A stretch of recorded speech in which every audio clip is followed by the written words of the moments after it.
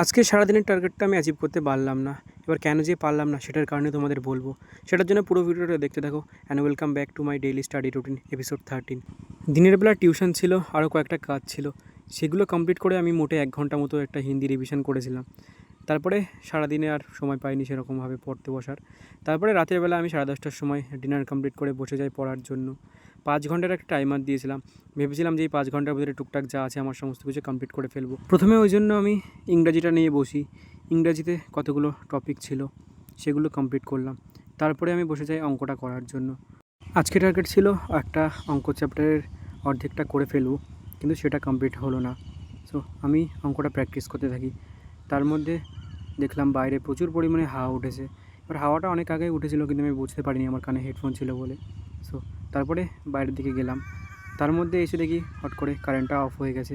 আমার এখনও প্রায় 2.5 ঘন্টা মতো পড়া বাকি রয়েছে। কী করা যাবে, অনেকক্ষণ ওয়েট করেছিলাম কিন্তু কারেন্টটা আসেনি। এর মধ্যে দেখলাম বাইরে প্রচুর পরিমাণে বিদ্যুৎ চমকাচ্ছে। সো কারেন্টটা আসার কোনো চান্স নেই। আমিও তবু কিছুক্ষণ অপেক্ষা করেছিলাম, কিন্তু কারেন্টটা আসেনি। যারা যারা আমার ভিডিওটা দেখছো তারা অবশ্যই চ্যানেলটা সাবস্ক্রাইব করে নিও আর ভিডিওতে লাইক দিয়ে দিও। দেখা হচ্ছে পরের ভিডিওতে। টাটা।